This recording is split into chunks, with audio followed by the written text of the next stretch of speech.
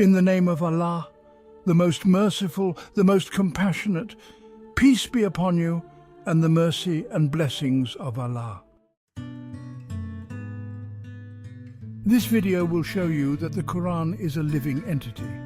It is a recitation that is tailored to your current state and situation. We have been taught since childhood that the Quran interprets, but the truth is that it elucidates and does not interpret because it is relevant to every time and place.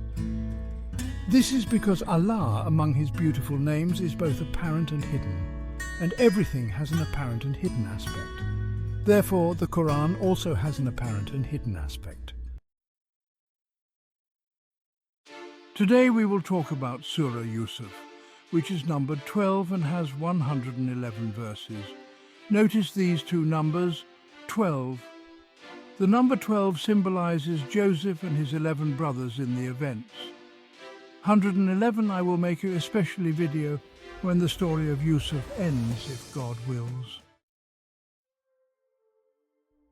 Indeed, we have sent down to you clear revelations, along with examples of those who had gone before you, and a lesson to the God-fearing. Surah An-Nur 34.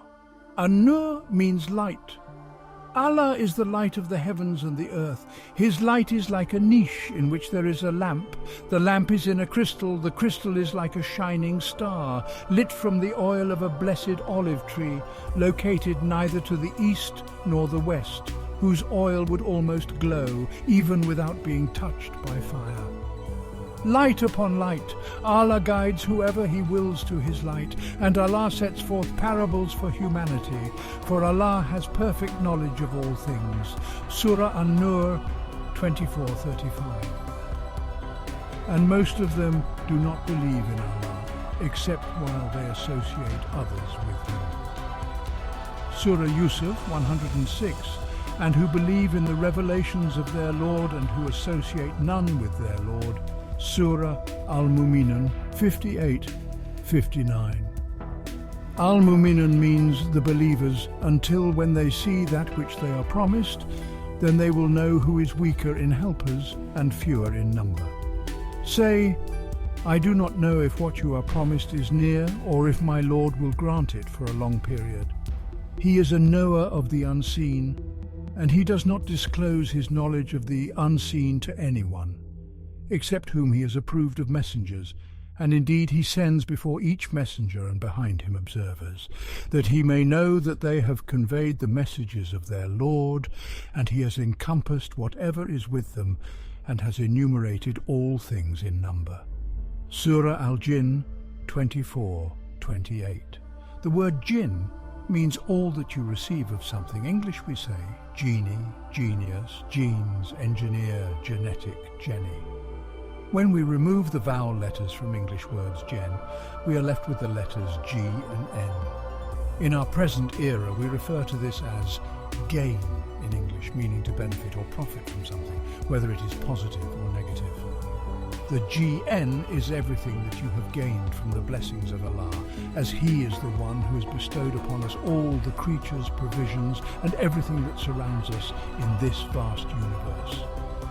The word bethra, in Arabic called grain, in English contains the letters G and N. This grain goes through two stages, germination and sprouting, to give life anew. You just need to apply this concept to every aspect of life, starting with oneself, which is the target of this discourse. The word Jenny is a common name for females. The root of the word is GN. That means the same meaning. In French, we have the word joint, which means to connect or combine two things to gain or profit from something. If we contemplate the word ENGL, the term English originated from it. We find it as NGL, NG plus L. As we mentioned before, GN means what you gain from what becomes evident to you after it was hidden. So it becomes a gospel in front of you that you read. The letter L in clear Arabic language means familiarity with something. In short, NGL stands for the manifestation of things before you, like a book called the Gospel, Injil in Arabic, after those things were hidden, meaning concealed, in a book called the Torah. You may notice that we always return to the same root, which is original and emerges from a good tree. Its origin is constant and its branches reach the sky, providing its fruits with the permission of its Lord at all times. The word Jannah in Arabic means in English paradise. Paradise cannot be attained by anyone without righteous deeds. Dear viewers, please be aware that all the languages of the world originate from one source, which, as we mentioned before, is the Arabic language. It is the clear language of the Quran, which recites to you instantly and completely, just like how you update your computer periodically. You do it regularly, and the Quran does it instantly and automatically. Now go back to the verse that we mentioned above. Ponder and compare. The two horns come together and you become the one Dhul Qarnayn, to whom Allah has given power on earth. And He provides you with everything as a means.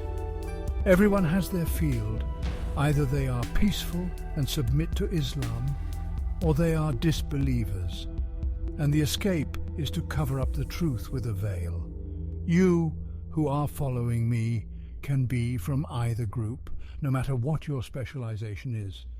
Medicine, engineering, science, trade, musician, artist, writing in a newspaper, and so on. A statement on the life of the Prophet Joseph, the righteous and benefactor. He was one of the 12 sons of the Prophet Jacob. His brothers were 11 from his father Jacob and from another mother, while the last one was his full brother from both parents, born years after the time his brothers plotted against him. Joseph was a devout, righteous Muslim, a worshipper of God following the faith of his forefathers Isaac and Abraham. His brothers from his other mother worked in their land, engaging in herding and trade, which in those days was conducted through bartering, buying and selling by exchanging goods.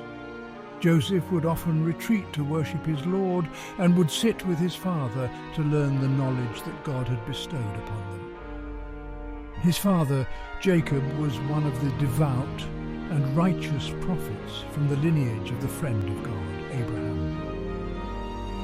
Jacob was among those whom God taught the truth of his creation, the reality of this worldly life, and the significance of the afterlife, which is of utmost importance for people. They passed on this knowledge to their descendants. The prophet Jacob saw Joseph's love for seeking these truths and his desire to learn and believe in them. Joseph was among those who saw guidance, believed in it, and followed it. Thus, his father loved him and his brother from the same mother greatly, even more than their other brothers. This was due to the virtue of those who work in this world for the sake of the afterlife, compared to those who sometimes use religion for worldly desires. Joseph's status in his father's heart was higher than his other brothers, who were more concerned with worldly matters. His brothers envied him because of their father's love and preference for him. They sought their father's affection and preference through various means, trying to gain the love and favour that Joseph had. Due to their ignorance and negative thinking, they did not understand the reason for this. They did not realize that the measure of preference among them in their father's eyes was based on piety and closeness to God. While they knew their Lord, it was without true understanding and piety. Satan's plotting and whispering led them to scheme against Joseph because of their father's different treatment towards him. This plotting grew so intense that they failed to see the truth behind their father's preference for Joseph. Their hearts became filled with hatred and resentment towards their brother. Their eyes and hearts became blind to the truth behind their father's love. One day, while Joseph was sleeping, he had a dream. This dream was unlike any other he had before. It was the kind of dream that indicated a high and elevated status with God. True dreams are granted to those who have attained high ranks after faith and piety, serving as glad tidings to indicate their status with their Lord. These are the dreams given to God's prophets, messengers, righteous friends, and whoever he wills to receive them. The story begins when Joseph awoke from his sleep, having seen a wondrous dream. He went to his father to tell him about the dream and asked him to interpret it. Alif Lam Ra. The terms alif mean the act of bringing together or uniting different elements, such as ideas or components.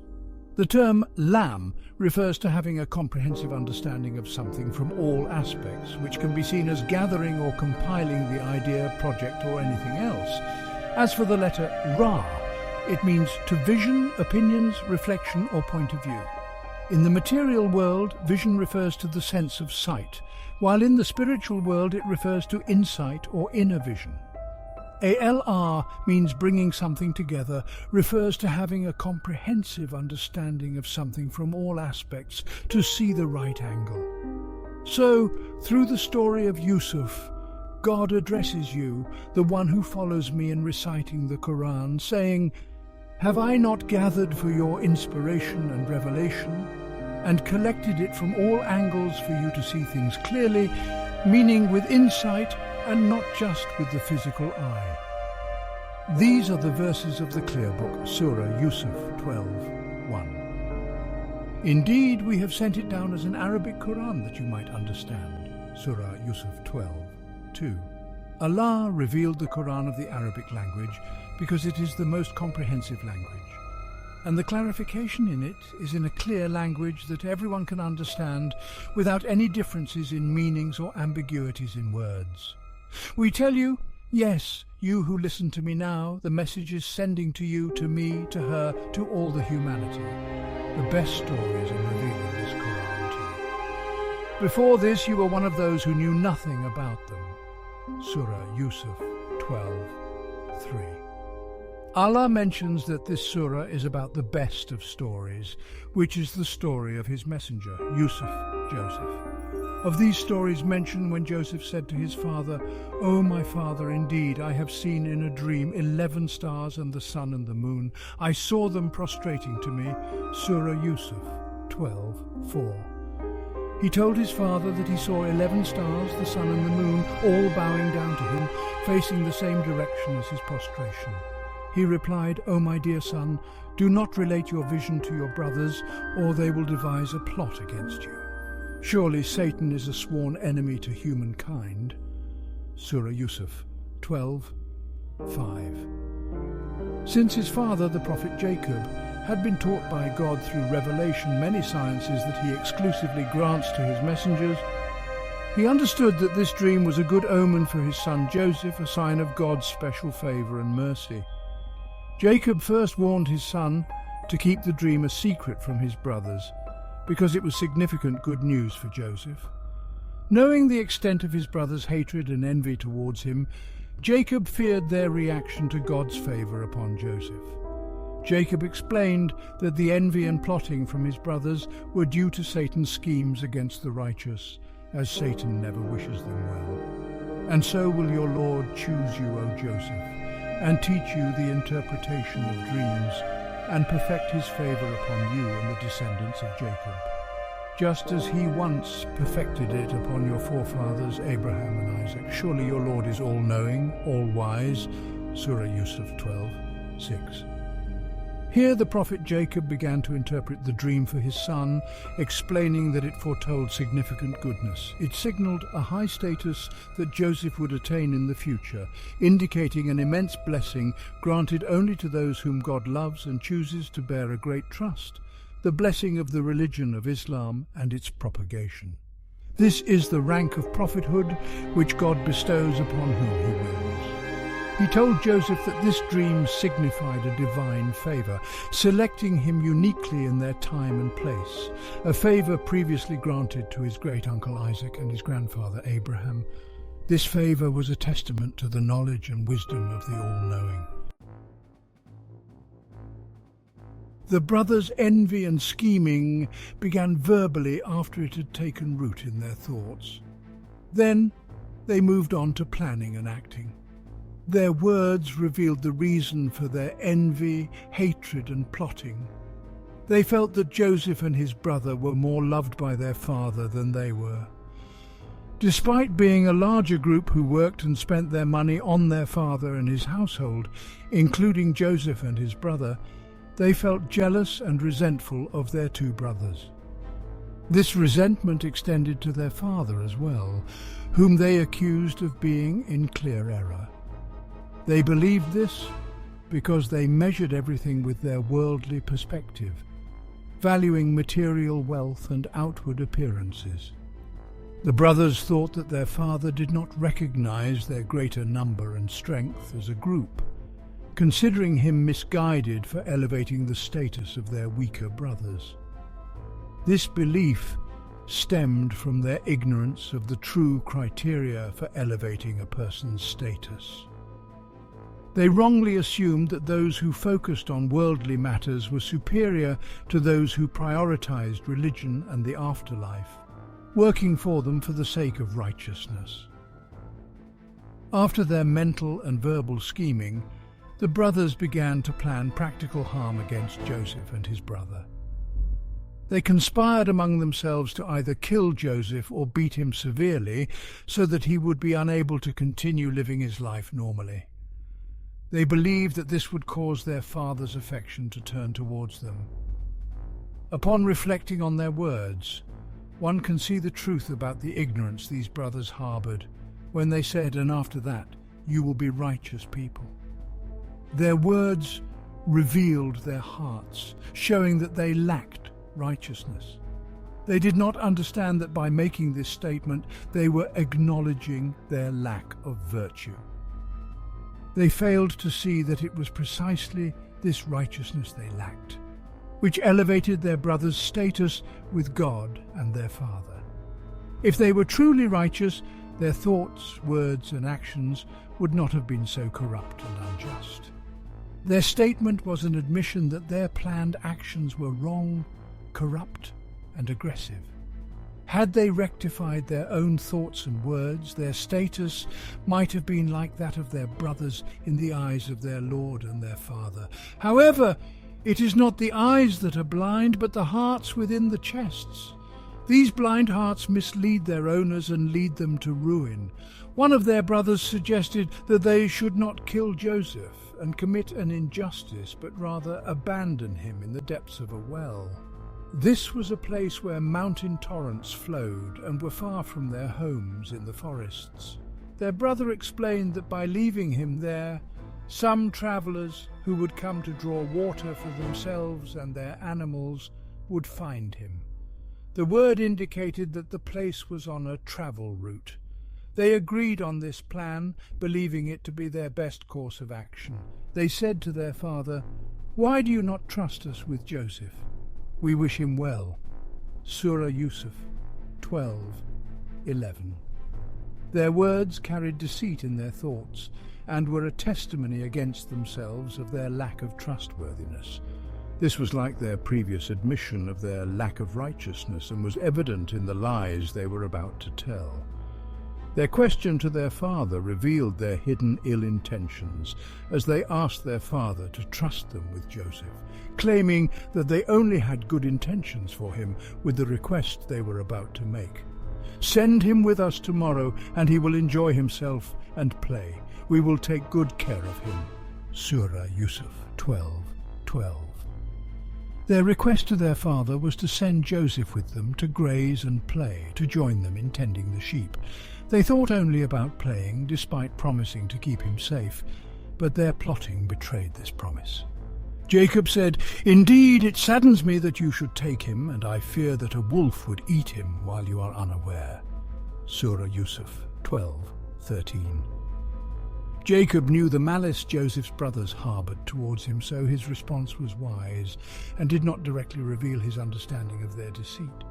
He expressed genuine concern, saying he would be saddened if Joseph were taken away and feared that a wolf might attack Joseph while they were distracted. They said, "If a wolf were to devour him despite our strong group, then we would certainly be losers." Surah Yusuf 12:14. Their response was insincere, revealing their deceit as they knew their intentions and the falsehood of their claim. They emphasized their strength as a group to reassure their father. Then they took him away with them, resolved upon throwing him into the hidden depths of a well. We inspired him, saying, "You will tell them of all this at a time when they do not realize who you are." That means their identity. Jacob reluctantly allowed them to take Joseph, trusting in God rather than in them, as he knew from God what they were plotting.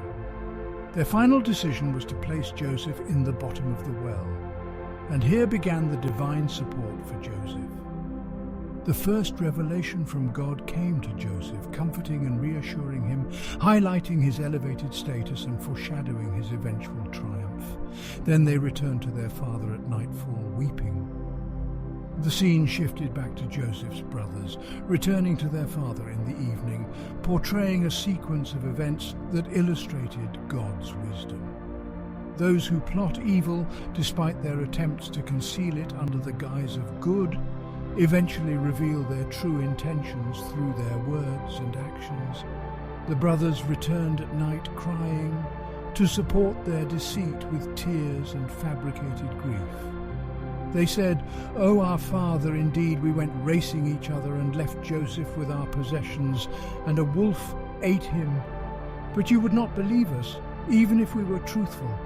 Their continued lying and plotting showed their persistent malice, displaying their insensitivity to the gravity of their actions.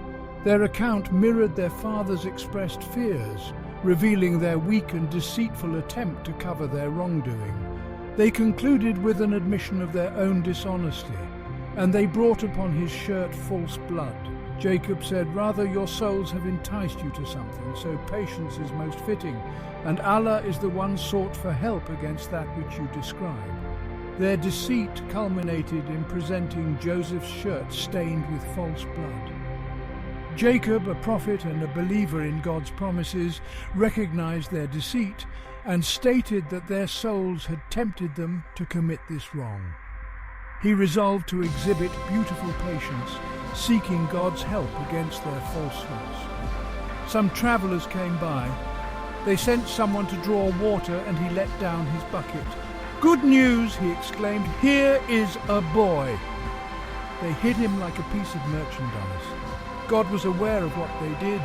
The term Sayara means travelers, indicates the presence of knowledge and names in the Quran before their time. So we call a Sayara a car because it transports us and moves us from one place to another. The verse showcased God's oversight and care for Joseph. As the scene transitioned to the travelers who found Joseph, it highlighted God's omniscience, encompassing all events and actions. The travelers, upon discovering Joseph, hid him among their goods, considering his merchandise, and then sold him for a small price for a few pieces of silver. So little did they value him. This marked the beginning of Joseph's journey toward the high status God intended for him. Despite the painful and difficult path, Joseph's patience and God's support would lead him to achieve his goals. Sold as a lowly slave at a meager price, Joseph's true value remained hidden from the traders who bought him.